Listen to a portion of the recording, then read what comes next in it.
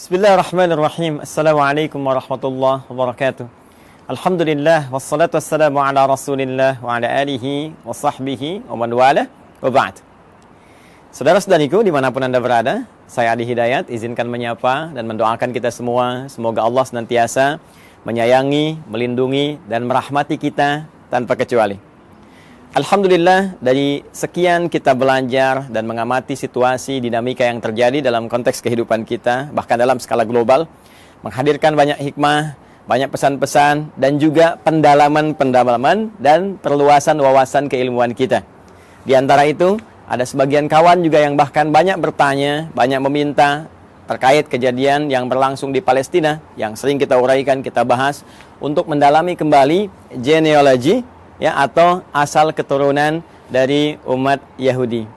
Edisi kali ini kita akan coba belajar bagaimana Al-Quran, hadis-hadis Nabawi Sallallahu Alaihi Wasallam memberikan informasi yang valid kepada kita tentang keturunan dari umat Yahudi, perilaku-perilakunya, dan juga diksi-diksi Al-Quran yang sangat indah, yang bahkan mengajak seluruh manusia, terkhusus juga dari kalangan umat Yahudi, untuk kembali pada jalur-jalur kebenaran dan menampilkan realitas yang terjadi sepanjang zaman. Seperti apa uraiannya? Ini yang coba kita akan kaji di kesempatan mulia ini, insyaallah.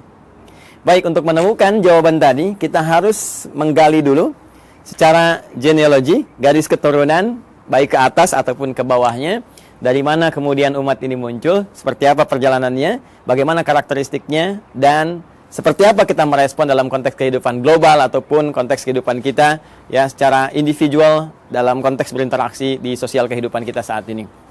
Baik, saya akan mulai teman-teman sekalian dari Abul Anbiya dulu ya. Abul Anbiya, bapaknya para nabi. Ya, gelar ini diperoleh oleh Khalilullah yang sangat dekat dengan Allah Subhanahu wa taala, yaitu Nabi Ibrahim alaihi salam, ya. Nabi Ibrahim. Baik, saya tuliskan dulu seperti ini. Ya kan? Nabi Ibrahim alaihissalam. Baik, nanti ini ada jalur keturunan ke atas, teman-teman sekalian.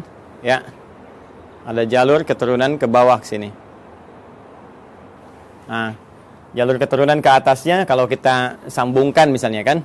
Nah, ini yang walaupun ada perdebatan kita tuliskan dulu ya, dari Azar, kemudian ke Teruh,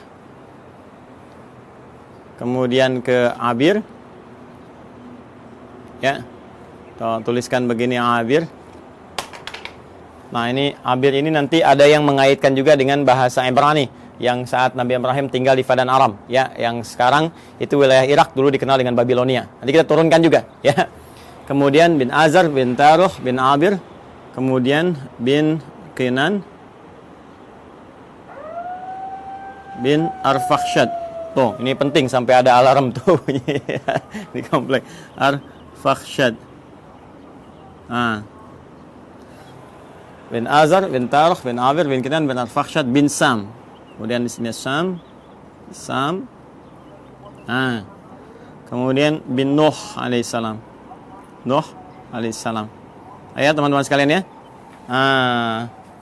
Jadi ini Nabi Ibrahim alaihissalam, ya, keturunan tentunya nanti akan ketemu dengan Nabi Nuh, dan Nabi Nuh pun akan tersambung kepada Nabi Adam alaihissalam. Tapi kalau kita bahas ke atas terlalu jauh nantinya ya. Jadi kita cukupkan sini dulu. Jadi Ibrahim alaihissalam, bin Azar, bin Taruh, bin Abir, bin Kinan, bin Arfakhshad, bin Sam, bin Nuh alaihissalam. Ya. Dan Nabi Nuh alaihissalam ini nanti akan melahirkan generasi yang terus nanti berkembang, ya, menebar keturunannya, generasinya di muka bumi yang sekarang kita menjadi bagian dari keturunannya. Ya, terutama dari 3 keturunan beliau. Ya, ini Nabi Nuh alaihissalam kan dalam sejarah disebutkan setidaknya ada 4 kan ya. 4 dari anak keturunan, 1 Kan'an, ya. Nah, ini yang kemudian tenggelam dalam banjir besar karena beliau tidak mengikuti arahan ayahandanya, ya. Kemudian juga nanti ada Sam. Ini yang ke sini keturunan Nabi Ibrahim alaihissalam, nanti dari sini ya, tarik jalur ke atas. Dari Sam, kemudian ada Ham, kemudian ada yang keempat Yafith, ya, Yafith. Nah, ini teman-teman sekalian 3 ini nanti yang akan berkelanjutan mengikuti Nabi Nuh alaihissalam yang naik ke kapal besar itu, ya, kemudian melewati berbagai rintangan saat terjadi banjir besar, dan kemudian mendarat dan melahirkan keturunan dari sini sampai ke populasi manusia hingga saat ini. Ya, dari Sam ini nanti melahirkan diantaranya bangsa Arab, ya. Kalau mau kita rinci lagi, teman-teman sekalian, misalnya di sini nanti ada Asyur, ya, seperti ini. Yang nanti ada Assyria, ya, ada Babil. Nah, yang Babilonia nanti yang Fadan Arab. Kemudian nanti ada Aram, ya, ada Finit, ya, nanti satu garis nanti ke Ham, ini melahirkan Afrika. Kemudian juga nanti ada Kanaan, Kanaan, ini Palestina, ya, dan sekarang Palestina atau Filistin. Nah, ini yang Babilonia, yang Irak, ini yang Aram, ya, Aramai ke wilayah Syria yang ke sebelah sana. Ini Asyur, Assyria, Finit nanti ke sebagian, nanti ketemunya dengan jalur Ham nih, yang di Afrika. Kemudian ada Kaldan. Nah, ini Irak kuno, teman-teman sekalian. Kemudian juga ada Ibrani. Nah, Ibrani ini nanti ada yang juga mengaitkan dengan bahasa Fadan Arab, ya, yang di Babilonia, yang menjadikan keturunan ini nanti berbahasa Ibrani. Lalu dari situ juga ada yang mengaitkan dengan Abir, yang jadi bahasanya Nabi Ibrahim alaihissalam ketika ada di Fadan Arab.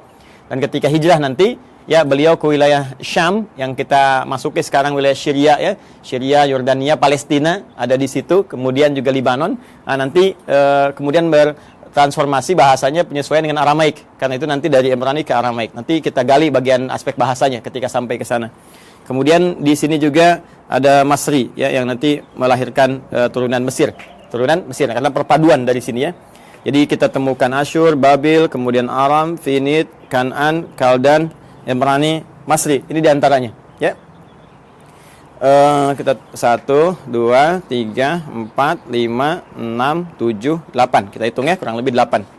Nah, nanti Sam ini teman-teman sekalian yang populer nanti masuk kepada unsur Semitik yang sekarang, ya, termasuk Arab di dalamnya. Jadi kalau ada kita dengar Smith, ya, musuhnya Keanu Reeves, ya, dalam Matrix itu, ya, ada si Smith. Sam bukan itu saja, nanti banyak kalau nanti kita belajar, ya, tentang pemikiran Hollywood. Saya nggak berinteraksi dengan film-film dan sebagainya, tapi saya baca sejarah, ya. Nanti kalau kita baca dengan pemikiran itu, suatu saat kita akan belajar, dia akan temukan banyak sekali Sam, dan itu sangat menarik gitu, sangat menarik. Ya, kenapa temannya yang di Lord of the Ring itu kan yang mengiringi si Sam juga. Ditransforma namanya Sam juga. Nanti kadang-kadang ada Smith juga dan seterusnya. Nah, itu ada kaitan-kaitan nanti, ya. Kaitan-kaitan dengan pesan-pesan Semitik. Cuma Semitik itu nanti tidak akan dikhususkan kepada golongan Yahudi saja. Ya, Arab juga Semit. Ya, nanti ini turunan Semitik nih, ngambung ke sana. Kanaan, Palestina juga Semit. Jadi kalau Anda anti Semit, ya anti Palestina juga. Jadi kalau misalnya Anda bully orang Palestina, atau bahkan Anda, mohon maaf sekali, ya, kemudian bombardir, atau bahkan kemudian Anda zalimi, aniaya, kriminalisasi, itu anti-Semit juga, ya. Termasuk ke orang Arab itu anti-Semit juga, ya. Jadi Semitik ini galinya ke sini nanti, ya. Ini nanti Ham lebih kepada ras Afrika, ya, dan turunannya nanti, ya, termasuk nanti ke Finit ini nyambung ke sini, dan ini Yafitik nanti melahirkan bangsa Eropa, dan nanti kita akan lihat turunan-turunan yang selanjutnya. Ini garis besar dulu, ya, teman-teman sekalian, untuk menunjukkan bagaimana dari garis genealogi Nabi Ibrahim ke atas, ya, alaihissalam, sampai nanti ke Adam alaihissalam. Saya izin ambil penghapus dulu, saya hapus dulu ini, ya, kemudian kita turunkan ke bawah. Jadi saya cukupkan sampai Nabi Nuh, Nabi Ibrahim ini nanti kita turunkan generasi ke bawah. Baik, bismillah. Kita akan coba turunkan sekarang jalur ke bawahnya. Kita hapus dulu ini supaya kita mengenal lebih jauh dan kita temukan nanti genealogi kapan Yahudi itu ketemu. Ya, kapan Yahudi itu ketemu, ya, diksinya. Karena nanti redaksi Al-Qur'an tegas menyampaikan makana Ibrahimu Yahudiyya wala Nasraniyya walakin kana hanifan muslima. Ya, tidaklah Nabi Ibrahim itu seorang Yahudi, seorang Nasrani, tapi beliau adalah seorang Muslim yang taat, Muslim yang lurus, yang membawa garis risalah sampai dengan ke atas, ya, sampai dengan ke jalur Nabi Nuh alaihissalam. Yang ini nanti akan diturunkan Quran surah keempat ayat 163, yang nanti turunan risalah Nuh ini sampai juga kepada Nabi Muhammad SAW, ya. Inna auhayna ilaika, ya, kami wahyukan kepada Muhammad SAW, dan wahyu ini senapas dengan yang sebelum kamu, ya, kama auhayna ila Nuhin, seperti kami wahyukan kepada Nuh dan nabiyina, ya, setelah nabi-nabi setelah beliau. Jadi nabi-nabi terus sampai ke Ibrahim, sampai ketemu Nabi Muhammad SAW. Nah, ini kurang lebih teman-teman sekalian sampai ke Nabi Nuh ke atas, ya, dari Ibrahim terus sampai Nuh alaihi salam jami'an. Dan sekarang kita akan turunkan bagian Nabi Ibrahimnya turun ke bawah. Ini nanti kita bisa uji ya secara ilmiah dan kita bisa bandingkan. Nanti saya turunkan komparasi, misalnya di Al-Qur'an bagaimana seperti ini, terus ada kalau kitab-kitab lain, nanti kita bandingkan seperti apa, nanti kita uji kebenarannya secara ilmiah. Ya, sehingga ditemukan nilai kebenaran yang kita yakini. Lalu indahnya Al-Quran, silahkan memberi pilihan. Anda yakin dengan Islam, alhamdulillah. Ya, kalaupun Anda tidak dipaksa. Itu pilihan masing-masing. Dan setiap orang bertanggung jawab ketika kembali kepada Tuhannya, kepada Allah Subhanahu Wa Taala. Objektif kan? Sangat adil kan? Ya, jadi menawarkan, ini dahsyatnya Al-Quran itu begini. Anda diperkenankan menguji dulu Al-Quran. Ya, sebelum Anda bahkan membacanya, sebelum Anda bahkan ingin mengkajinya. Al-Quran menawarkan diuji, silahkan. Jika Anda ragu, uji. Ya, wa in kuntum fi raibin mimma nazzalna ala abdina fa'tu bi suratin min mithli. Al-Baqarah ayat 23. Ya, kata Allah, kalau Anda ragu terhadap wahyu yang kami turunkan kepada hamba terbaik kami Muhammad SAW, silakan Anda uji, datangkan semisalnya. Ya, coba cari ada nggak karya manusia yang mirip ya seperti firman Allah ini. Perhatikan bahasa saya. Ada nggak karya manusia yang mirip dengan firman Allah ini? Kalau Anda ragu, uji dari sisi kebahasaan, silakan uji. Ya, bagaimana dahsyatnya ini? Untuk membedakan. Ini kan banyak orang Arab di masa Nabi yang fasih-fasih luar biasa. Ya, dan mereka nggak ada yang mampu dan mengakui ini bukan karya manusia. Kalau tiba kemudian ada orang sekarang yang nggak lebih fasih daripada orang dulu, nggak lebih pintar bahasa zaman dulu, mengatakan misalnya Al-Quran itu karya manusia, maka ini nampaknya kurang minum susu.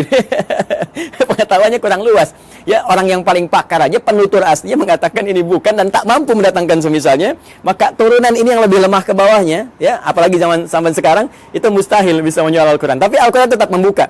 Silahkan. Dari segi isinya, silahkan Anda kaji. Ya, dari aspek manapun silahkan. Setelah Anda menemukan bahwa ini mustahil nih, ya, kata-kata manusia, karya manusia, dan Anda meyakini, oh ini bahasa lain, walaupun ini jalan menuju firman Allah. Ya, bagi kami orang Islam sudah yakin, la raiba fi.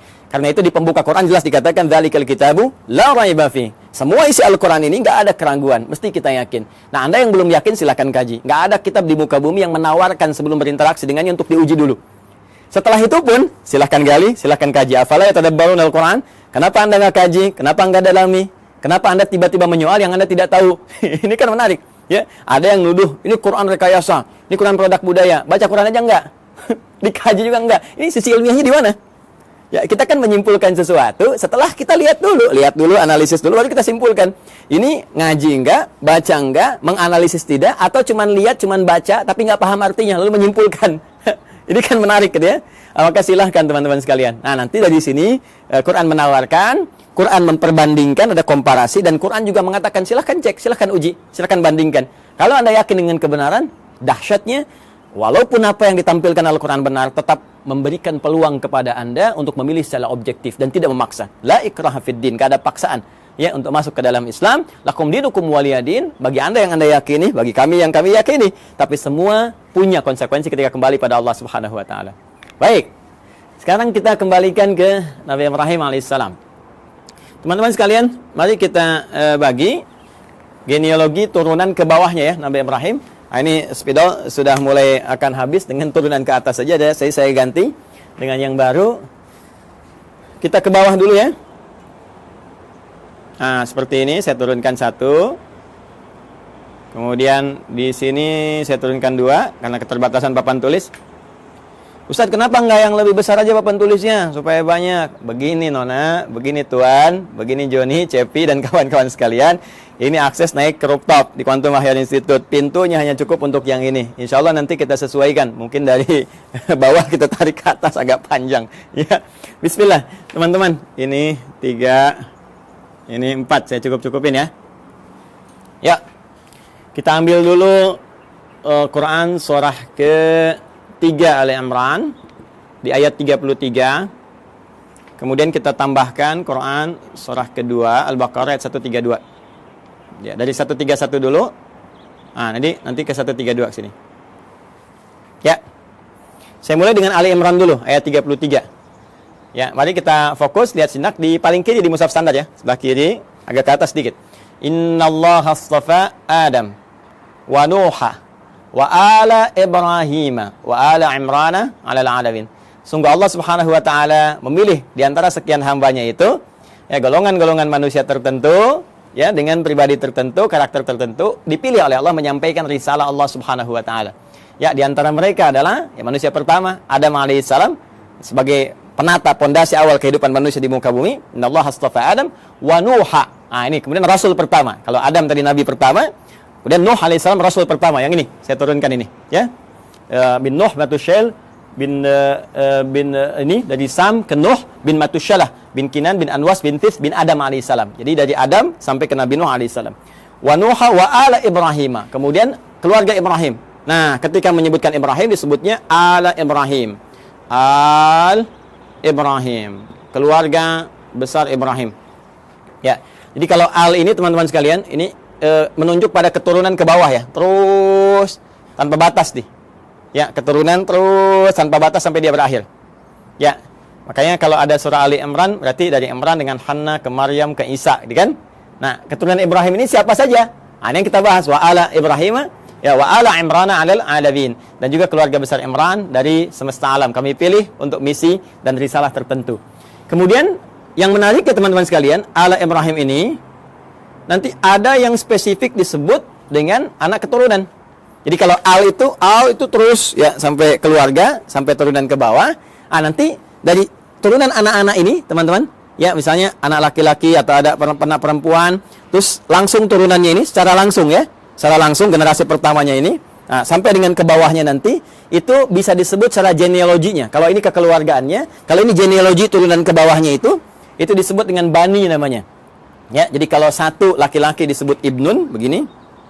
Nah, kalau satu perempuan disebut ibnatun begini. Karena ini hamzah wasol kadang dibuang. Harakat jadi pindah ke sini. Kalau harakat dipindah, kemudian ujungnya wakaf mati jadi bin istilahnya. Anak laki-laki. Ini dibuang, jadi bin, ini mati, jadi bintun, binti, anak perempuan. Ya, Isa bin Maryam, Isa anak laki-lakinya Maryam. Aisyah binti Abi Bakar, radhiyallahu taala anhuma, ya, Sayyidah Aisyah binti Abi Bakar. Jadi anak perempuannya sahabat Abu Bakar. Ini kalau kita gabungkan keduanya, ya, terus ke bawah ini, apalagi kalau ditambah, jadi bani namanya. Ya, bani, ya kan? Anak keturunan, garis keturunan, genealogi yang ke bawahnya. Baik, nah sekarang kita sambungkan ke Quran surah 2 Al-Baqarah ayat 131. 131-nya mengatakan, "Idz qala lahu rabbuhu aslim, qala aslamtu lirabbil alamin." Ini dasar pertama. Ketika Rabbnya mengatakan ya kepada Nabi Ibrahim alaihissalam, Nabi Ibrahim punya Tuhan, ya Tuhannya Allah Subhanahu wa taala, difirmankan oleh Allah, "Aslim, tunduk patuh kamu kepada semua ketentuan Tuhan." Ya, jadi aslim itu kata perintah, fi'il amr. Ya, aslim tunduk patuh. Jadi orangnya disebut dengan muslim. Ya, bingkainya disebut dengan Islam. Jadi Islam itu bingkainya dari kata aslama yuslimu islaman. Ya, Islam itu ya disebut dengan bingkainya, frame-nya ketika kita masuk ke dalamnya beriman, yakin kita masuk. Ya, begitu masuk namanya muslim kita. Keyakinan kita menjadikan kita mukmin. Mukmin itu keyakinannya, muslim itu orang yang masuk ke dalam bingkainya. Muslim. Ya, tunduk patuh. Jadi nama muslim Islam itu memberikan kesan bahwa kita mesti tunduk, mesti patuh dengan perintah Allah Subhanahu wa taala, jangan melanggar ketentuan, ikuti semua arahan-arahan, perintahnya, jauhi larangan. Itulah Islam. Jelas ya? Orangnya muslim. Maka kata Allah Subhanahu wa taala berfirman pada Nabi Ibrahim, "Aslim, kamu tunduk patuh pada perintah Tuhan." Ya, maka beliau katakan aslamtu lirabbil alamin. Saya siap ya Allah. Sami'na wa ata'na. Ya, kita tunduk, kita patuh, kita taat, ya kan? Maka beliau katakan aslamtu lirabbil alamin, saya tunduk, saya patuh ya Allah kepada Rabb semesta alam, seluruhnya tanpa kecuali. Maka di sini Al-Qur'an mengatakan beliau hanifah muslimah, orang yang lurus, yang tegak, yang patuh, muslim. Ya, sifatnya disebut apa tadi? Islam. Ya, jadi di sini kalimat pertama ingin saya tegaskan bahwa risalah-risalah yang dibawa Nabi Ibrahim sampai ke Nabi Nuh, ya, sampai bahkan ke Nabi Adam alaihissalam, sampai turunan di ke bawah tidak akan lepas dari misi yang sama, yaitu misi untuk tunduk patuh pada ketentuan Allah Subhanahu wa taala. Tunduk patuh pada ketentuan Tuhan. Ditugaskan tunduk patuh. Jadi nggak ada nabi yang berkhianat. Ya, nggak ada nabi yang melanggar. Nggak ada nabi yang bergeser pada ketentuan Tuhan. Semua dijaga, penjagaannya disebut maksum. Karena itu sifat nabi, rasul itu punya sifat maksum, terjaga dari salah. Kalaupun naluri manusianya ingin berbuat salah, maka diluruskan. Tidak, ini ya, ini yang benar. Ya, walaupun bergeser dari nilai-nilai risalah ke kemanusiaan, nanti akan ditarik kembali. Ini manusia. Ya, sedangkan kamu punya visi kerasulan. Kamu manusia, kerjakan sifat kemanusiaannya, itu normal, itu biasa. Tapi risalah kerasulan menjagakan kamu terjaga dari perbuatan-perbuatan yang menyimpang. Maka disinilah kemudian kepatuhan, ketundukan itu dibangun. Karena itu, kepatuhan, ketundukan dalam bahasa Arab itu disebut dengan Islam namanya. Orangnya muslim. Karena itu semua risalah bahkan dari Nabi terakhir Nabi Muhammad SAW sampai ke atas, risalahnya risalah Islam. Risalah yang menjadikan mereka tunduk patuh kepada Allah dan tidak menyimpang, tidak merubah apapun. Ini penting kalimat terakhir ini saya katakan, tidak menyimpang, tidak merubah apapun, termasuk merubah firman-firman Allah, ketentuan Allah, ya, hanya sebatas urusan-urusan dunia. Tidak, jauh daripada itu. Jelas ya? Nah, kemudian amanat ini disampaikan kepada generasinya. Nah, ini dia nih. 132. Wa wassa biha Ibrahimu banihi. Dan mulai muncul. Wassa biha Ibrahimu banihi wa Yaqub. Muncul Yaqub. Ya baniya innallaha astafa lakumuddin fala tamutunna illa wa antum muslimun. Ya, maka Ibrahim mewasiatkan kepada generasinya termasuk nanti Yaqub. Kita lihat nanti Yaqub itu siapa. Baik, Ibrahim mewasiatkan kepada generasinya. Nah, ini genealogi ke bawahnya. Diwasiatkan ke bawahnya. Ya, sungguh Allah telah menetapkan bagi kalian satu tuntunan yang benar, pedoman yang benar yang harus dipatuhi. Ya, pedoman tuntunan frame tadi itu din, ya. Din kita kan namanya Islam tadi, ya, frame-nya kan Islam kan? Makanya di Quran surah ketiga, Quran surah 3 ayat 19, itu kata din disandingkan dengan Islam. Din disandingkan dengan al-Islam. Ya. Innad dina 'indallahil Islam. Innad dina 'indallahil Islam. Tadi frame-nya disebut Islam, kalau kita masuk frame ya ke dalamnya karena yakin patuh, tunduk, ya yakin tanpa ragu disebut iman, orang yang mukmin atau amanah atau amanu. Jadi begitu kita masuk disebut ya ayyuhalladzina amanu. Frame-nya disebut Islam. Kalau sudah masuk mesti tunduk, patuh untuk mengerjakan semua ketentuan. Makanya nanti semua ketentuannya disebut silmi namanya. Quran surah kedua ayat 208. Ya ayyuhalladzina amanu, ay orang yang telah yakin ya tanpa ragu, udkhulu fis silmi. Maka tunaikan semua ketentuan-ketentuan dalam frame ad-din ini. Apa frame-nya? Islam. Artinya harus tunduk, harus patuh. Ya, karena itu di lain kesempatan Nabi Ibrahim menyebutkan di Quran surah kedua ayat 132, ya innallaha astafa lakumuddin. Allah telah memilihkan bagimu frame kehidupan yang ada pedoman di dalamnya, yaitu Islam. Patuh, ya. Ke siapa ini disampaikan? Banihi. Bani kepada keturunan-keturunannya, anak-anaknya secara genealogis, ya. Nah, ini dia yang secara genetik kita akan turunkan. Siapa anak-anak ini? Bahkan di ayat ini diberikan kisi-kisi, salah satunya ada Yaqub. Siapa Yaqub itu? Kita yang coba akan turunkan, teman-teman. Baik, izin saya hapus dulu ini. Yang ini saya hapus. Ya, supaya nanti kita mudah menurunkan keturunan secara genetik dari yang ini dulu. Bismillah, Nabi Ibrahim alaihissalam, beliau kemudian menikah. Ya, diberikan jalan oleh Allah Subhanahu wa taala untuk menampilkan risalahnya dan supaya risalah itu terus ya menyebar, meluas dalam generasi-generasi selanjutnya yang melanjutkan risalah ayahandanya tercinta yaitu Abul Anbiya. Maka Allah berikan kemudian jalan untuk pernikahan. Nah, ini jalurnya untuk menikah. Ya, bukan hubungan sembarangan gitu ya. Maka adalah kemudian perempuan yang sangat luar biasa terhormat. Terhormat, perempuan baik, suci, akhlaknya mulia dan cantik jelita. Nah, ini jarang sekali yang seperti ini, itu Sayyidah Sarah. Ya. Masih di Padan Arab nanti ya, di Babilonia nanti bertemu jodohnya dengan beliau. Kemudian nanti di sini ada Sayyidah Sarah binti Am al-Khalil. Am al-Khalil. Am al-Khalil ini binti pamannya Nabi Ibrahim sendiri. Jadi Nabi Ibrahim punya saudara, punya paman juga, nanti punya anak namanya Sarah, perempuan, nanti menikah. Ya. Makanya disebut Sarah binti Am al-Khalil. Ya. Sarah binti pamannya Nabi Ibrahim sendiri atau saudaranya ke atas ya, nanti di Babilonia dinikahkan nanti dengan ini, nanti kita akan turunkan. Kemudian dengan Sayyidah Hajar alaihassalam ya, al-Qibtiyah al-Misriyah, al-Qibtiyah al-Misriyah, al-Misriyah. Seperti ini.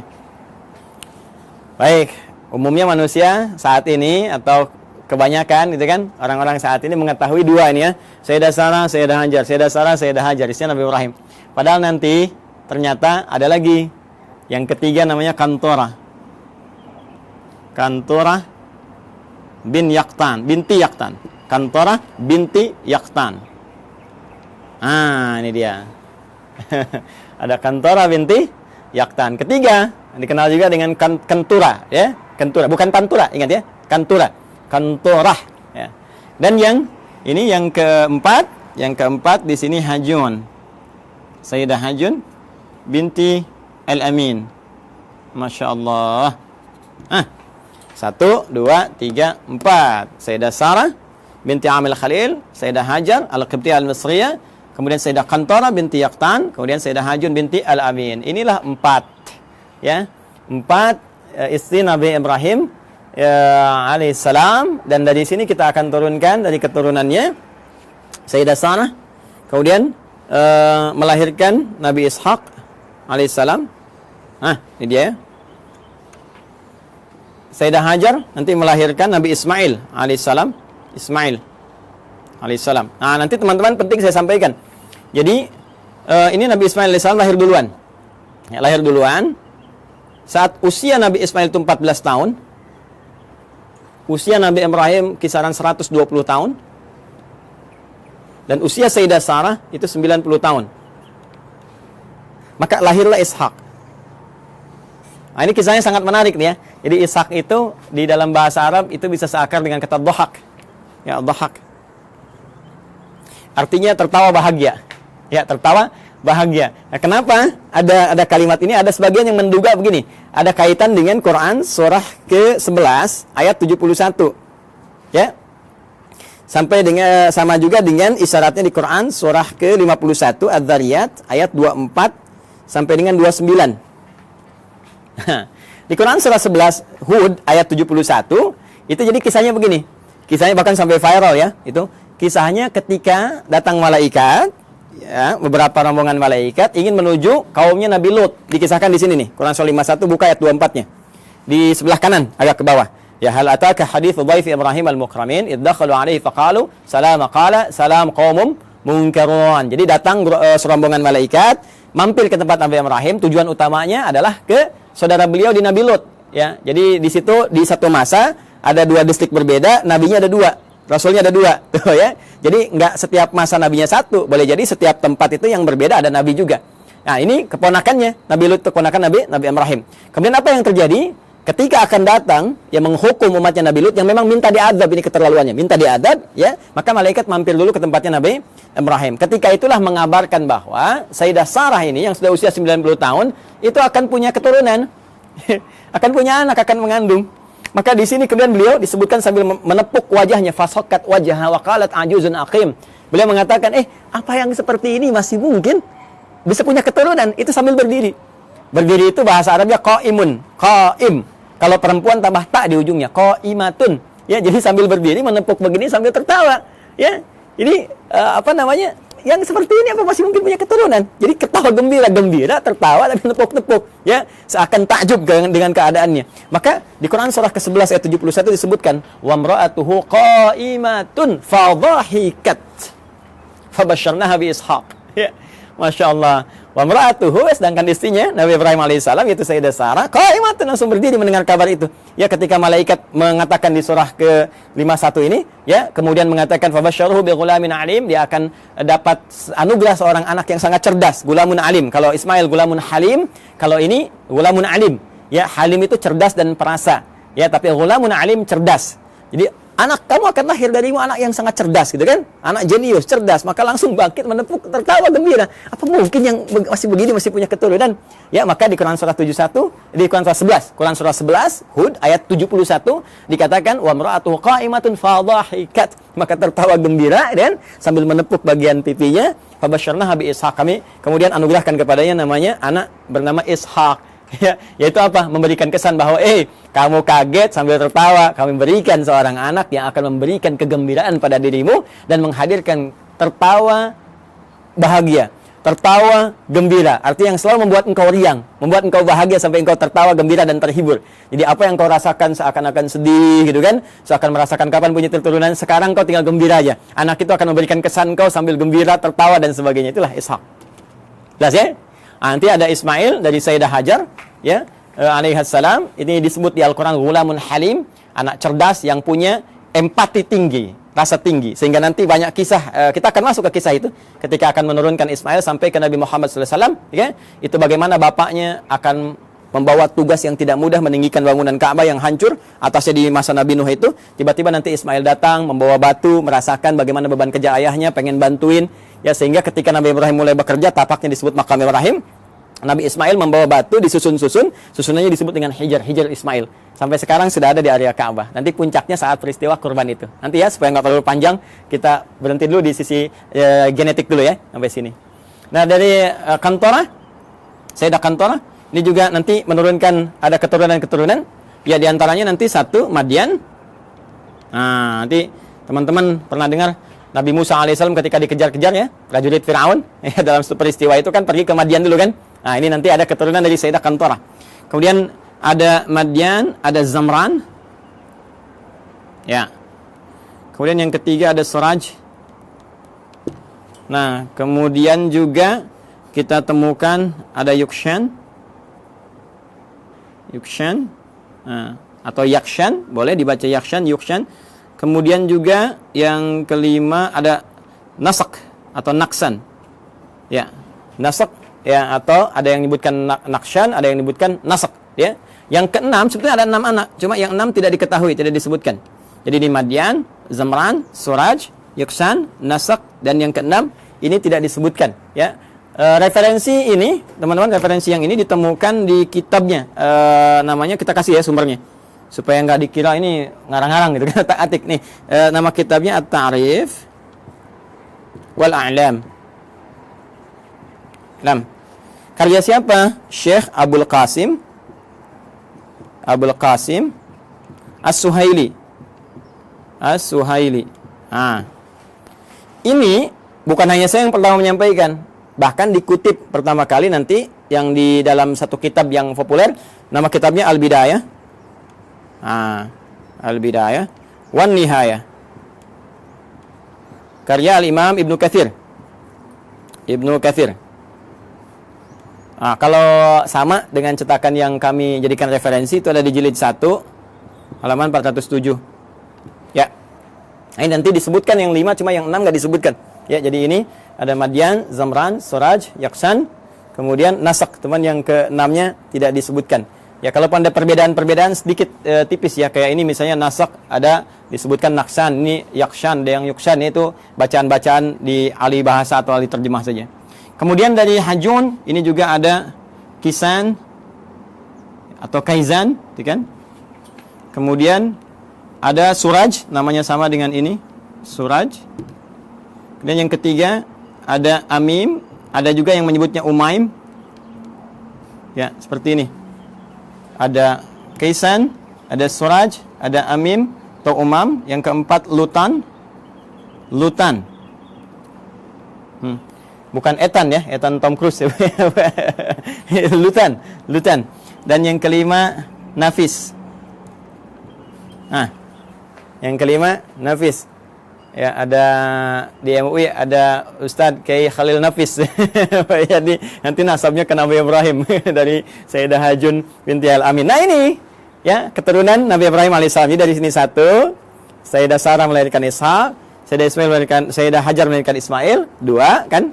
Kemudian dari Kantorah itu ada 6, 1 tidak diketahui, nanti 2 tambah 6 8. Kemudian dari Sayyidah Hajun binti Al-Amin ada 5. 8 tambah 5 ada 13 ya. 2 tambah 6 8, ada 13 tambah 5 13. Jadi ini kurang lebih 13 keturunan Nabi Ibrahim alaihi salam ya, dari istri-istri beliau. Dan nanti dahsyatnya nanti ya, mungkin episodenya akan panjang gitu. Di Kantorah ini nanti juga ada satu penelitian dugaan kuat bahwa itu yang menjadikan turunan dari bangsa Melayu, Jawa khususnya. Ya disebutnya bangsa Jawi gitu kan. Jawi itu dulu ya mencakup Melayu semua, karena waktu ke Arab itu dikenalnya dengan Jawi, bangsa Jawi. Jadi Jawi itu bukan cuma Jawa yang dalam konteks ini di kita di Indonesia ada Jawa Barat, Jawa Tengah, Jawa Timur, tapi Jawi itu nanti luas termasuk Melayu dan sebagainya. Nanti suatu saat kita akan belajar ke sana. Insyaallah. Ini teman-teman sekalian, kurang lebih ya, ini referensinya, ini gambarannya. Nah, Yahudinya kan belum ketemu.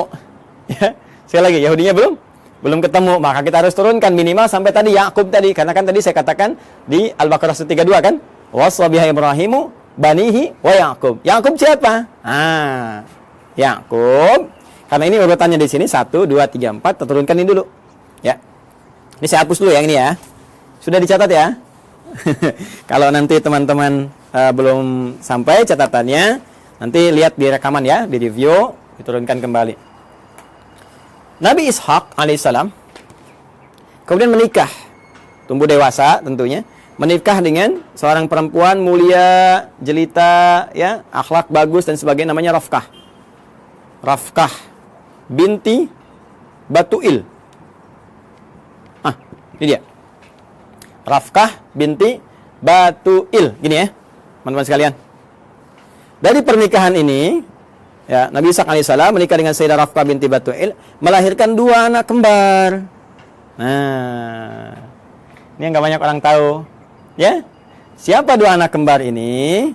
Yang pertama adalah Aish atau Ishu, gitu kan? Ya, atau Aishu begini tulisannya. Ain, ya, sad. Ya. Ya, ini satu.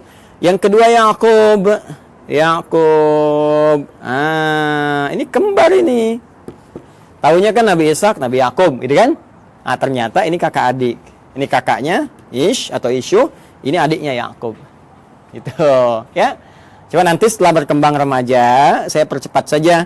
Yang Ish ini, Ishu ini, nah, akan ditugaskan nanti berkelana gitu kan, merantau ke wilayah Romawi, Roma ya. Rum, istilahnya Rum. Jadi ini nanti disebutkan keturunan-keturunan dari Rum ya, yang nanti mengacu kepada yang Yafith itu ya. Yang Yafith generasinya itu asal generasi awal, cuma nanti yang ini yang memajukan, yang memberikan istilahnya arahan-arahan, gitu kan, mensibgah dan sebagainya. Ini nanti Aish atau Aishu. Ya, jadi sudah ada Romawinya. Sudah ada Romnya, cuma ini nanti ke sini dan beraktivitas banyak di sini. Ya, dan ini nanti akan nyambung kepada generasinya Yafith yang dari Nuh alaihissalam tuh ya, yang Yafitik itu. Ini saya berhenti dulu sampai sini.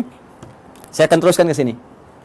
Nabi Yakub kemudian diminta ya oleh ayahandanya Ishak alaihissalam untuk pergi ke Padan Arab. Padan Arab, tempat dulu Nabi Ibrahim kan beraktivitas dan seterusnya. Di Padan Arab ini, nah ini sudah kelihatan gitu ya, ada isyarat-isyarat bahwa ini kalau sudah jalurnya ke sana, ini ada jalur-jalur risalah, jalur kenabian dan sebagainya. Maka dimintakan untuk bertemu dengan abangnya Rifkah ini.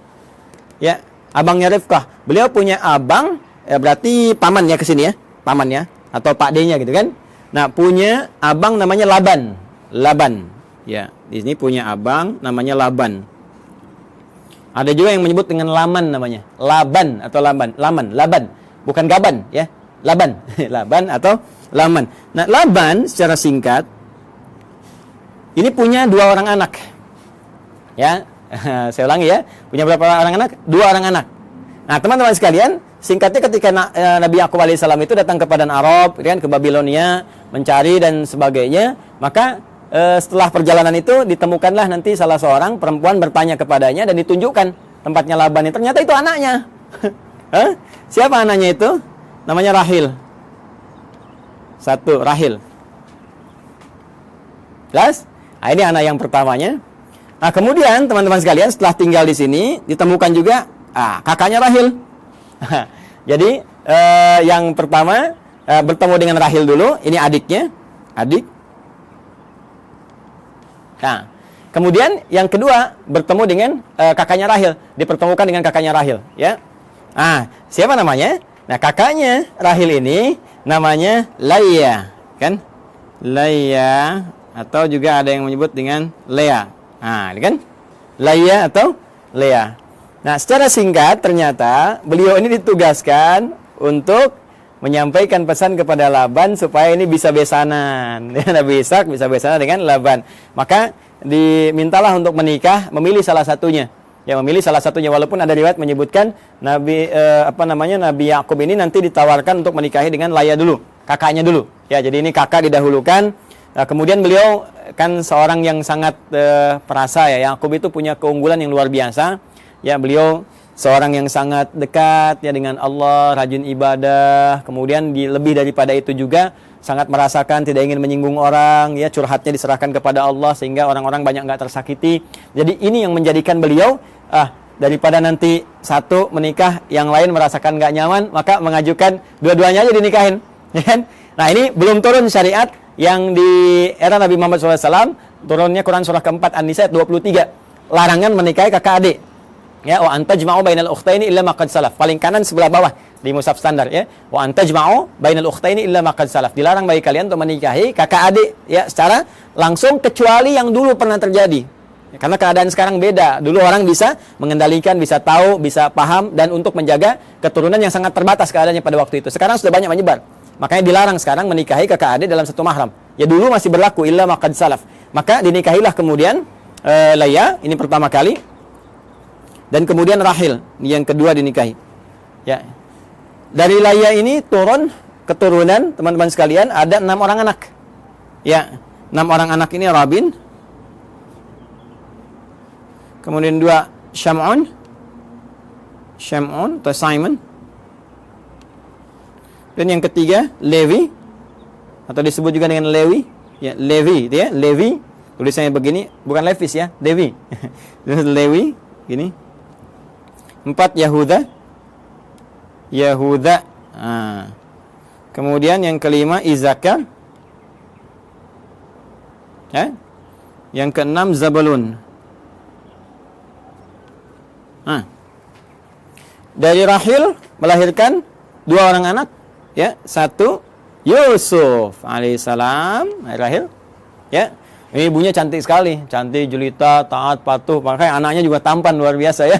Tampan dan nantilah pas masuk cerita Nabi Yusuf, ini masih panjang, tenang aja teman-teman. Masih panjang. Dan yang kedua Bunyamin.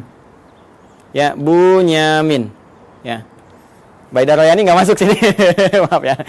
Bercanda. Ini Yusuf dengan Bunyamin ya. Berjalan, tiba kemudian sudah berumah tangga. Singkatnya, ini minta balik dulu. Minta sowan lagi kepada bapaknya gitu kan. Supaya nanti ada bekal-bekal yang terbaik untuk dilanjutkan dan seterusnya gitu kan. Nah, nanti teman-teman sekalian sebelum kembali ini oleh Laban dihadirkan asisten rumah tangga untuk bantu baik kepada Rahel ataupun Layya supaya tugasnya lebih mudah karena tahu tugas Nabi Yakub pasti akan berat. Maka dikirimkanlah kemudian 2 orang untuk bantu. Layya dikirimkan Zulfa atau Zalfah. Ya, Zulfa atau Zalfah. Nah, kemudian dari Rahel pun dikirimkan Balha. Ya. Balha untuk membantu. Dan Nabi Yakub melihat, ini akan di rumah nih, banyak interaksi, ya, daripada nanti aneh-aneh, lebih baik jadi mahram sekalian supaya membantu ada dalam lingkup keluarga. Makanya dinikahilah kemudian ini juga sehingga 4 genap 4 istri Nabi Yakub alaihissalam. Ya, nanti dari sini ada 2 anak lagi, ya, dari Zulfa dan dari Balha 2 anak lagi. Ini papan tulisnya nggak cukup nih kalau saya tuliskan. Ada Dan, ada Jad dan yang lainnya. Jadi dari sini saya sebutkan 2. Teman-teman sekalian, ada 2. Ini pun 2. Ya. Jadi dari sebelumnya 6 dari Layya, tambah 2 dari Rahil, 6 tambah 2, 8, tambah 2 dari Zulfa, 10, tambah 2 dari Balha, 12. Inilah dari 12 keturunan Nabi Yakub alaihissalam. Ini keturunannya ada berapa? Ada 12. Yakub ini masih mengalami tentunya masanya bapaknya Ishak dan ada yang menduga juga masih bertemu dengan Nabi Ibrahim. Jadi Nabi Ibrahim punya anak nanti Nabi Ishak punya cucu Nabi Yakub, tapi keturunan ke sini belum tentu jumpa. Ya, di yang cicitnya lagi sampai ke Yakub masih ada. Maka Yakub meneruskan wasiat bapaknya Ishak, Ishak meneruskan wasiat bapaknya Ibrahim. Makanya seringkali ditemukan kalimat ya Ismaila wa Ishaqa wa Yaquba gitu kan, wal asbat. Asbat ini 12 ke sini. Jadi Yakub meneruskan ke sini. Ya, nah ini teman-teman sekalian gambaran ini. Nah, Nabi Yakub ini seperti saya katakan tadi, Nabi yang sangat baik, taat, patuh, gitu kan? Ciri-ciri hamba lah. Hamba dalam bahasa Arab disebut abdun. Dalam bahasa Ibrani pada saat itu disebut dengan Isra. Ya, hamba siapa ya? Hamba Allah. Jadi kan puncak pujian Allah kepada ya ciptaannya, makhluknya, manusia itu sifatnya bukan disebut Nabi Rasul. Nabi Rasul itu menunjuk pada tugas dan berita besar yang dibawa. Puncak pujiannya justru terletak pada kalimat hamba, abdun. Makanya Rasulullah SAW ketika diisrakan itu disebutnya dengan kata abdun, subhanalladzi asra bi abdihi, kan? Maka ini pun dipuji dengan sifat penghambaannya itu Isra, hamba Allah yang taat. Allah dalam bahasa Ibrani pada saat itu disebut dengan Il. Ya, maka disebut dengan Israel. Asalnya kata Israel ini menunjuk kepada Yakub alaihissalam. Mana Nabi Yakub nih ya? Nah, di sini. Nih. Asalnya menunjuk kepada Nabi Yakub alaihissalam yaitu Israel. Ya, Il ini sudah kita temukan juga di Jibril, Mikail, Israfil, Israel, ya, malaikatnya Allah Subhanahu wa taala. Israel hamba, ya, Il Allah yang taat, yang saleh. Anak-anak tadi yang ini, teman-teman masih ingat kan istilahnya? Ya kan? Kalau dikumpulkan semuanya menjadi Bani kan istilahnya. Maka muncullah istilah Bani Israel. Bani Israel. Jadi asalnya konotasi Bani Israel itu positif. Anak-anaknya keturunan Nabi Yakub yang saleh, yang baik. Nabi Yakubnya yang saleh, yang baik. Nah itu disebutkan Bani Israel supaya memberikan kesan untuk ikuti bapakmu. Jangan menyimpang, jangan jauh-jauh. Makanya di Quran nanti banyak diksi menunjukkan ya Bani Israel, ya Bani Israel. Disadarkan lagi, hai Bani Israel, kamu ini kan punya kelebihan, bapakmu itu baik, bapakmu saleh. Jangan berbuat seperti ini. Itu menodai cita keluarga, ya, menyakiti bapakmu dan memberikan kesan yang tidak bagus itu dalam keluarga, dalam keturunan. Maka perbaiki, ajak balik. Bahkan nanti diajak untuk kembali lagi. Ketika menyimpang, ajak balik. Sifatnya disebutkan, kata kerjanya disebutkan. Nah, apa sifatnya itu? Apa kata kerjanya? Dan dari mana kemudian muncul generasi Yahudi? Ya kan? Ada yang mengatakan nih paham keagamaan, ada yang mengatakan turunan dari 12 anak yang ini muncul. Siapa 12 anak ini yang melahirkan Yahudi? Apakah itu paham benarkah paham keagamaan atau keyakinan atau doktrin tertentu? Ya, sampai kagetnya sampai tukang-tukang juga lewat ngasih intro.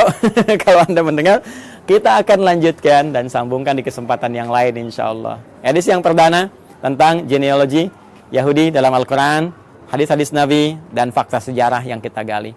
Adi Hidayat, semoga bermanfaat. Assalamualaikum warahmatullahi wabarakatuh.